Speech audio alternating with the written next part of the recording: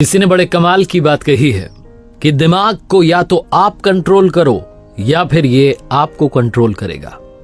सब कुछ आप पर डिपेंड करता है। नमस्ते दोस्तों, मेरा नाम है आरजे कार्तिक। एक लड़के की कहानी सुनाता हूं जो यूरोप में एक घर में रहता था किराए से। वो अपने गांव से आकर के शहर में रह रहा था, पढ़ाई कर रहा था कॉलेज की। और जिस मकान में रहता था उसकी जो मकान मालकिन थी वो बूढ़ी अम्मा चीजें लेकर के लोगों को पैसे दिया करती थी, गिरवी रखती थी सामान को। और वो देखा करता था कि गरीब लोग आते थे, आकर के सामान गिरवी छोड़ के जाते थे और अम्मा उन्हें पैसे देती थी। लेकिन जब वो लोग वापस पैसे नहीं चुका पाते तो उनसे और लूटने लगती, उन्हें और प्रताड़ित करने लगती, वो लोग और परेशान होने लगते। वो कहते थे हमें माफ कर दो, लेकिन ये कर्जा बढ़ाती चली जाती थी। ये लड़का जब भी उस बूढ़ी अम्मा को देखता था, अपनी मकान मालकिन को देखता था, इसको बहुत गुस्सा आता था कि क्या औरत है, क्या कर रही है, गरीब लोगों के साथ में ऐसा कर रही है, माफ क्यों नहीं कर देती कर्जा। वो ये सब देख करके परेशान हो रहा होता था, रोज सोच रहा होता था कि इसका तो गला जाकर के दबा दो। एक दिन उसके घर से पैसे आना बंद हो गए, कम्युनिकेशन भी नहीं हो पा रहा था, कम्युनिकेट नहीं कर पा रहा था घर पर की बात क्या हुई है। फिर एक दिन तार आया कि पिताजी की तबीयत खराब है, पैसे नहीं भेज पाएंगे। ये वापस घर जाना चाहता था लेकिन इसके पास में पैसे खत्म हो गए थे। मजबूरन इसे अपनी मकान मालकिन के पास जाना पड़ा, उस बूढ़ी अम्मा के पास जाना पड़ा। अब इसने सोचा कि क्या मैं उनको गिरवी रखने के लिए सामान दूं, तो इसने अपनी घड़ी दे दी। शाम का समय था, वो बूढ़ी अम्मा अपने हॉल में बैठी हुई थी। जाकर के इसने अपनी घड़ी दी और कहा कि मुझे पैसे चाहिए।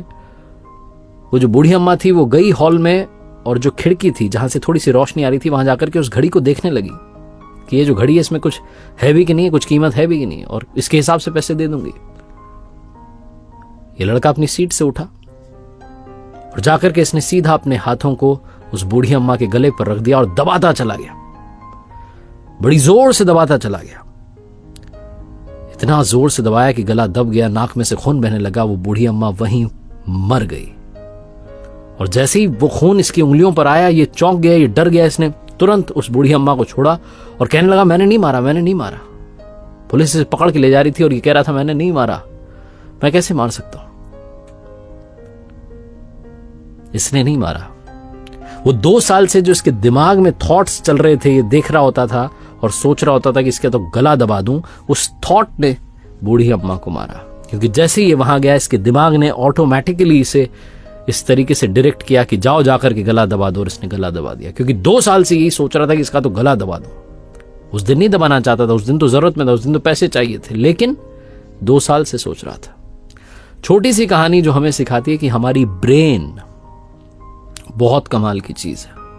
या तो आप इसे कंट्रोल करें या ये आपको कंट्रोल करेगी। कई बार जब हम घर से निकलते हैं ऑफिस के लिए, कॉलेज के लिए, स्कूल के लिए, तो डायरेक्शंस नहीं देने होते। ये जो सुपर कंप्यूटर है इसको मालूम है कि किधर जाना है, ये अपने आप आपको ले जाकर के वहां पर पहुंचा देती है। कई बार आप सोच भी नहीं रहे होते कि किस मोड़ पर मुड़ना है, लेकिन गाड़ी अपने आप घूम जाती है, क्योंकि आपकी ब्रेन को सब कुछ पता है। कुछ अपने से काम करने लगती है।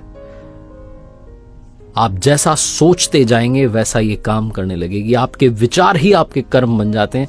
ये छोटी सी कहानी बस यही समझाती है। इसलिए जो आप सोच रहे हैं उसके बारे में सोचें कि आप क्या सोच रहे हैं। अच्छा सोचना शुरू कीजिए, अच्छा करना शुरू कीजिए।